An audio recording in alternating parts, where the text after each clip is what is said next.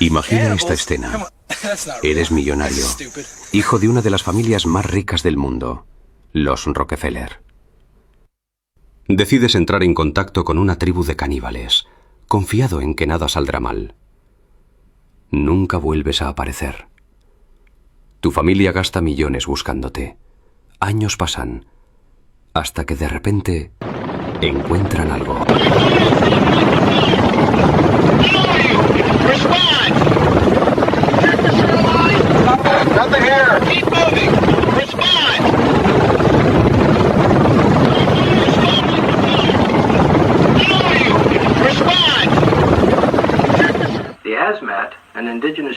Los Asmat son la tribu indígena de Nueva Guinea de Papúa, que son considerados por exploradores y antropólogos como uno de los pueblos más temidos de la región.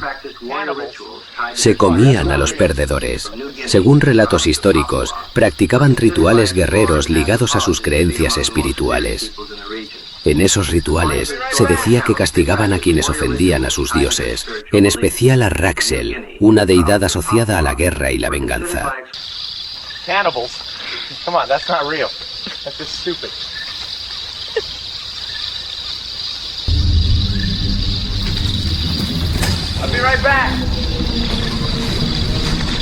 Corría el año 1969. Y Milt Mashlin, un periodista reconocido por su valentía y su obsesión por los enigmas, decidió emprender un viaje a uno de los lugares más remotos del planeta, Papúa Nueva Guinea. Su objetivo era claro: grabar un documental, convivir con la famosa tribu Asmat y, sobre todo, intentar resolver uno de los misterios más comentados de la época. ¿Qué le había ocurrido a Michael Rockefeller? Años antes, Michael, heredero de una de las familias más poderosas del mundo, había viajado a estas tierras para estudiar el arte ancestral de los Asmat. Pero poco después, desaparecería sin dejar rastro. La tribu era conocida por realizar rituales extremadamente antiguos, prácticas que para el mundo occidental resultaban inquietantes, y muchos creían que tal vez el joven Rockefeller había terminado involucrado en uno de ellos. Así que Mashlin lo grabó todo: ceremonias, encuentros, rutas, expresiones de los lugareños, todo con la esperanza de encontrar una pista. Pero la expedición no salió como esperaban. Según el equipo, nada de lo captado parecía relevante. Las cintas quedaron archivadas, olvidadas, guardadas como simples recuerdos de un viaje difícil. Sin embargo, lo impactante no ocurrió en 1969, sino 40 años después. Mientras preparaban un nuevo documental sobre el caso Rockefeller, alguien revisó nuevamente las viejas grabaciones. Y en una de las fotografías, apareció algo que nadie había detectado antes. Un hombre, de piel clara, con rasgos caucásicos. Alguien que no parecía formar parte de la tribu Asmat. Y su parecido con Michael Rockefeller era demasiado fuerte como para ignorarlo. ¿Era realmente Michael viviendo entre los Asmat? Al observar aquella fotografía, nos preguntamos cómo fue posible que nadie en su momento detectara una anomalía tan evidente. La presencia de un hombre blanco entre una tribu cuyos miembros eran todos de piel morena resultaba inexplicable, una contradicción que carecía por completo de sentido. Se trató sin duda de un grave error histórico y fotográfico. Se solicitó la apertura inmediata del caso, pero ya habían transcurrido 4 décadas desde la desaparición. De estar vivo, Michael Rockefeller tendría al menos 60 años. A nivel legal, el tiempo juega en su contra. Después de un periodo mucho más corto, generalmente 7 años, los tribunales pueden emitir una declaración de muerte presunta. No obstante, la influencia y el peso de la fortuna de los Rockefeller introducen un factor determinante, capaz de alterar o prolongar cualquier proceso judicial ordinario. El apellido Rockefeller. Solo escucharlo impone respeto. Un nombre que ha marcado la historia por más de un siglo. Todo comenzó con John D. Rockefeller, un visionario que levantó un imperio al dominar la refinación y distribución del petróleo en Estados Unidos. Su empresa, Standard Oil, llegó a controlar casi el 90% del mercado. Era la cima, la cúspide, el poder hecho realidad. Pero entre todos esos nombres ilustres, uno resaltaría décadas después: no por negocios, no por política, sino por un misterio que se resolvió 40 años después. Michael Rockefeller, biznieto del fundador, heredero de una fortuna inimaginable y protagonista de uno de los casos más enigmáticos del siglo XX. Michael nació en una vida privilegiada, sí, pero desde pequeño dejó claro que lo suyo no era acumular riqueza. Sus amigos siempre dijeron que era curioso, aventurero y que encontraba más emoción en explorar un bosque que en firmar un cheque. Michael nació el 18 de mayo de 1938 en Nueva York, durante un periodo oscuro marcado por la gran crisis económica. Pero siendo un Rockefeller, nada de eso lo afectó.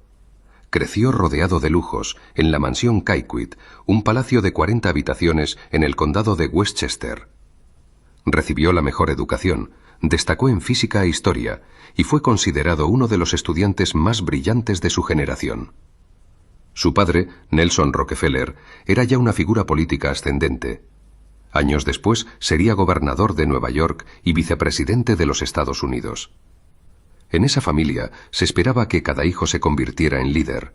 Negocios, banca, filantropía, política. Pero Michael era distinto.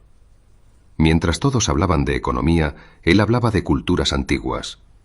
Mientras su familia soñaba con cargos en Washington, él soñaba con selvas remotas.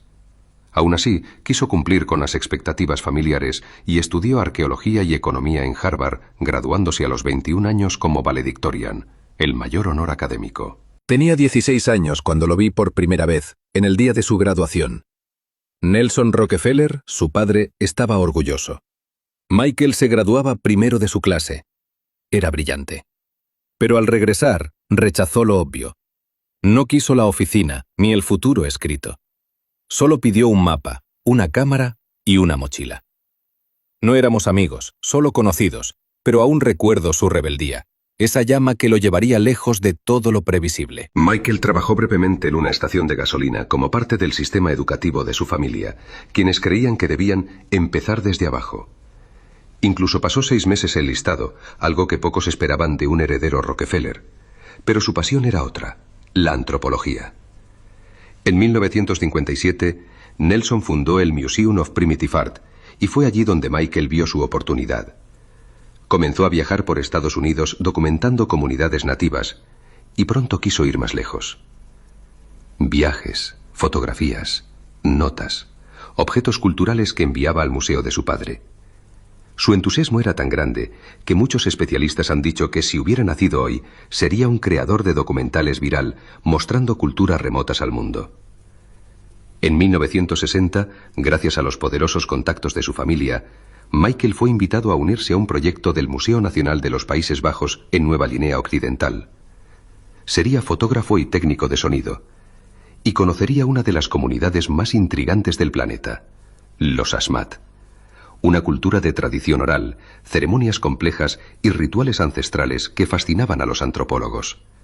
Para Michael, esto era un sueño. Cada objeto cultural que obtenía era enviado a Nueva York. La primera exposición fue un éxito rotundo. Su padre lo felicitó, y Michael sintió por primera vez que, aun sin seguir la ruta política de los Rockefeller, estaba elevando el apellido a un nivel nuevo. Pero entonces llegó el segundo viaje. El viaje que lo cambiaría todo. Michael estaba obsesionado con regresar. Decía que la colección apenas estaba empezando. Quería escribir un libro, hacer una exposición gigantesca, mostrar al mundo el arte Asmat, pero también comprenderlos profundamente. En 1961, mientras preparaba la expedición, surgió un problema familiar: el divorcio de sus padres. Un escándalo potencial que podía afectar la imagen pública de Nelson Rockefeller. Aún así, Michael partió nuevamente. Esta vez lo acompañaba el antropólogo René Boissing, asignado por autoridades neerlandesas debido a tensiones políticas en la región. El objetivo de Michael era claro: entrar más profundo en territorio Asmat, documentar ceremonias, obtener objetos rituales y convivir con ellos más que en su primer viaje. Pero había un detalle crucial. Los Asmat eran extremadamente protectores con sus objetos ceremoniales. No era creíble que Michael hubiera obtenido tantos artefactos solo con fósforos, encendedores o espejos. Aún así, era un Rockefeller, y su presencia abría puertas. El 18 de noviembre de 1961, Michael, René y 2 jóvenes guías ASMAT partieron desde Agats en un catamarán motorizado que Michael había comprado usando su fortuna.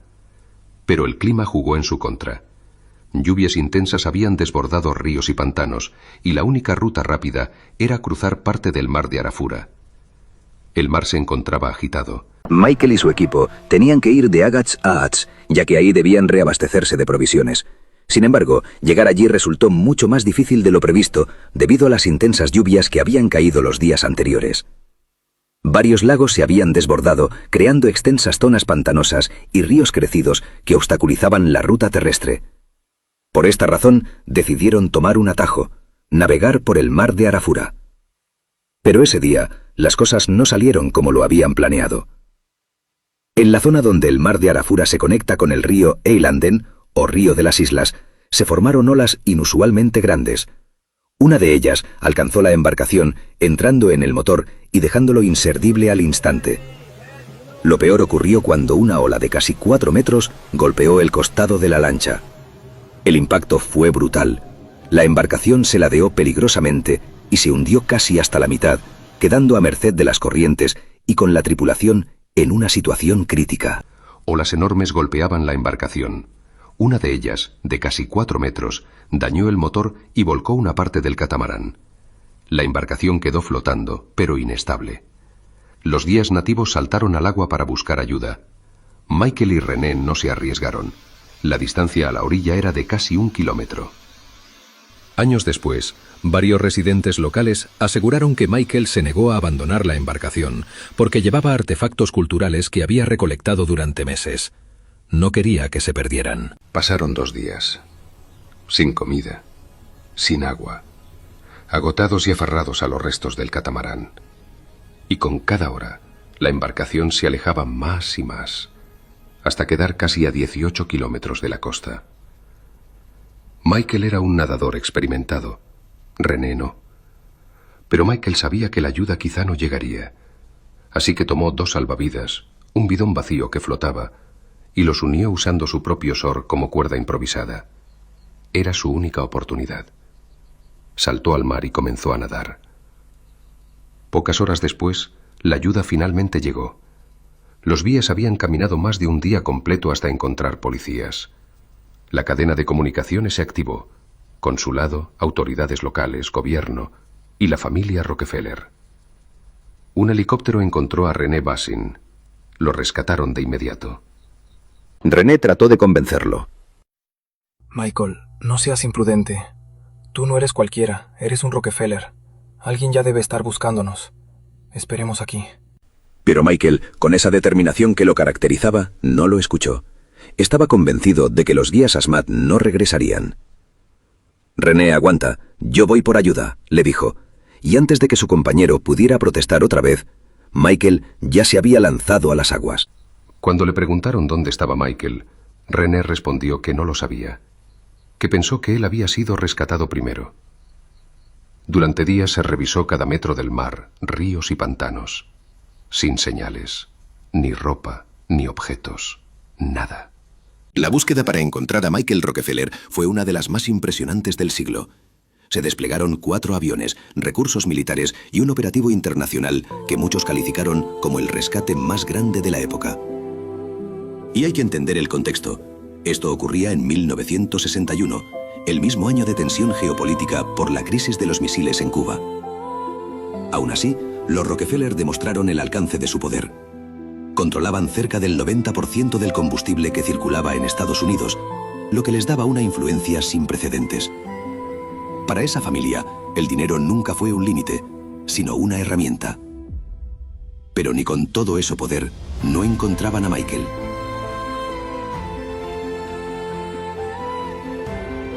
La búsqueda oficial de Michael Rockefeller se extendió durante 4 días consecutivos, con equipos rotando jornadas extenuantes y descansos mínimos. Helicópteros, avionetas, embarcaciones y patrullas se desplegaron sin descanso. Mientras tanto, su padre, Nelson Rockefeller, viajó de inmediato a Merauke, a más de 200 kilómetros del lugar del incidente. No llegó solo. Venía acompañado por Mary Rockefeller, la hermana gemela de Michael. Durante esos días, Nelson recorrió cada puesto de mando, revisó mapas, habló con guías locales y hasta con pescadores de aldeas remotas. En entrevistas para la prensa insistía: «Mi hijo está vivo, solo necesitamos tiempo para encontrarlo». Pero mientras las cámaras transmitían esperanza, detrás de ellas el ambiente se hacía cada vez más oscuro. Después de una intensa búsqueda internacional, las autoridades comenzaron a admitir lo inevitable. El ministro del Interior emitió un comunicado diciendo que pese al enorme esfuerzo, no quedaban más líneas por investigar. Era oficial, la búsqueda se daba por finalizada. Sin embargo, esto no detuvo a los Rockefeller. Gracias a su inmensa fortuna, continuaron por cuenta propia. Pero 4 semanas después, el gobierno holandés cerró el caso con una sola conclusión: Michael se había ahogado. La decisión se basaba principalmente en el testimonio de su compañero de expedición, René Basing, quien declaró que Michael se lanzó al agua intentando llegar a tierra. La zona estaba repleta de cardúmenes. Cuando hay tanta vida marina, los grandes depredadores se mantienen alejados. La teoría de un ataque era sencillamente improbable. Al mismo tiempo, el explorador Brandon Scott aseguró haber encontrado huellas humanas que se dirigían hacia una aldea Asmat. Esa pista encendió una pregunta peligrosa. ¿Y si Michael llegó a la costa y fue llevado por la tribu? El gobierno holandés negó todo. Incluso mostraron fotografías de patrullas que supuestamente habían civilizado a la tribu hacía años. Pero para investigadores independientes, la historia estaba lejos de terminar. En 1965, consumido por la culpa, Wim van de Waal, el hombre que vendió la embarcación a Michael, decidió investigar por cuenta propia. Vivió 3 meses entre aldeas Asmat.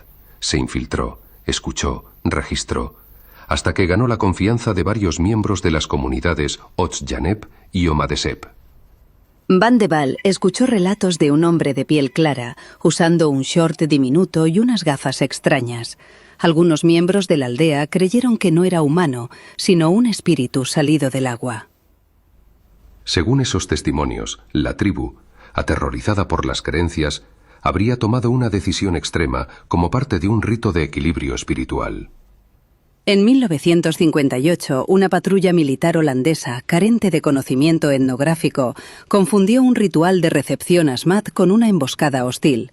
El enfrentamiento resultante dejó 3 indígenas muertos. Este evento no fue solo una tragedia aislada, violó un principio central de la cultura Asmat, la ley del equilibrio, que rige las relaciones entre comunidades, con los ancestros y con el mundo espiritual. La necesidad de restaurar ese equilibrio, un pilar de su cultura que perdura, creó una deuda que marcaría el destino de la región. Si confundieron a Michael con un holandés, el desenlace era devastador. Devastada, Mary Rockefeller, ya divorciada, contrató a un investigador privado, Charles Clark Smith. Le pagó $250.000, equivalente a más de $1 millón actual, para que confirmara o descartara la posibilidad más temida.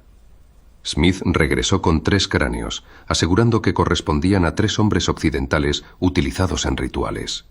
Charles consiguió 3 cráneos que, según él, eran de hombres blancos. Su historia podría ser cierta, pero hay un problema. Los obtuvo cambiándolos por un motor de bote. Así que, aunque lo que cuenta sea verdad, esos cráneos podrían ser de cualquiera. Sin una prueba real, solo queda la duda. La identidad de aquellos cráneos nunca fue revelada al público. Ante este macabro hallazgo, la familia Rockefeller optó por el silencio más absoluto, una actitud reservada que mantuvieron incluso en los momentos más trágicos. En el 2008, casi medio siglo después, el director Fraser Heston preparaba un documental sobre los Asmat y obtuvo acceso a las viejas cintas grabadas por Mill Machlin en 1969. En un fotograma apareció un hombre caucásico remando entre los Asmat. El perfil nasal, la línea del cabello, la estructura ósea, todo coincide. Esta impactante fotografía, capturada 8 años después de su desaparición, parece mostrar a Michael Rockefeller vivo. Algunos especialistas aseguraron que Michael tal vez eligió quedarse con la tribu. Otros creen que perdió la memoria. otros simplemente que jamás quiso volver a una vida llena de expectativas. Pero Machlin, el autor de la grabación, ya había fallecido y jamás pudo explicar dónde tomó la foto.